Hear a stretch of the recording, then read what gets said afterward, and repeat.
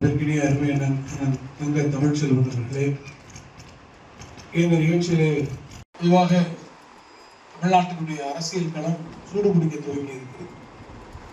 ஒவ்வொரு நாளும் அரசியல் நகர்வுகள், அரசியல் கட்சியினுடைய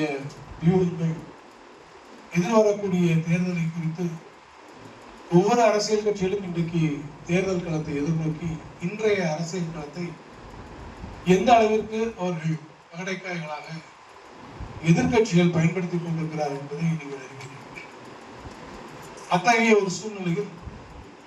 நம்முடைய மாண்புமிகு முதலமைச்சர் அவர்கள் மிகுந்த பொறுப்புணர்வோடு, மிகுந்த பெருந்தன்மையோடு நாட்டிலே இருக்கக்கூடிய நிலைமைகளை அவர் அணுகுகிறார் என்பதும் எந்த விதமான ஒரு ஆர்ப்பரிப்பின்றி அல்லது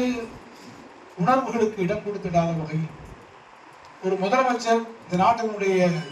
முதல்வர் என்கின்ற வகையில் தான் ஒரு அரசியல் கட்சிக்கு மாத்திரம் சொந்தமல்ல, இந்த நாட்டு மக்கள் அத்தனை பேருக்கும் தான்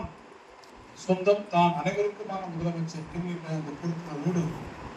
முதலமைச்சர் எந்த அளவிற்கு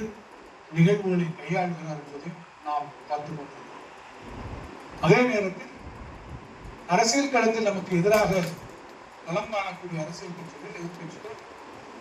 இன்றைக்கு யார் யாரோடு கரம் கோர்த்துக் கொண்டு வருகிறார்கள் அல்லது நாட்டிலே நகரக்கூடிய சில அசாதாரணமான சூழ்நிலைகளை பயன்படுத்திக் கொண்டு திராவிட முன்னேற்ற கழகத்திற்கு எதிராக எத்தகைய பிரச்சாரங்களை முடித்துவிடலாம்,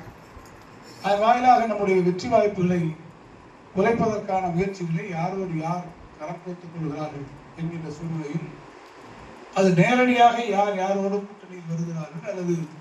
மறைமுகமாக யார் யாருக்கு பின்னாலே நிற்கிறார்கள் என்பதெல்லாம் நாம் நம்முடைய அரசியல் தெரிவு குறித்து நமக்கு நன்றாக தெரியும். இந்த சூழ்நிலையில் அரசியல் கட்சிகள் ஒரு புறம் இருந்தாலும் வரக்கூடிய ஒரு புது முறை, தேர்தலில் இருக்கக்கூடிய வாக்காளர் பட்டியலை திருத்தக்கூடிய அந்த முறை. வாக்காளர் பட்டியல் திருத்தம் என்பது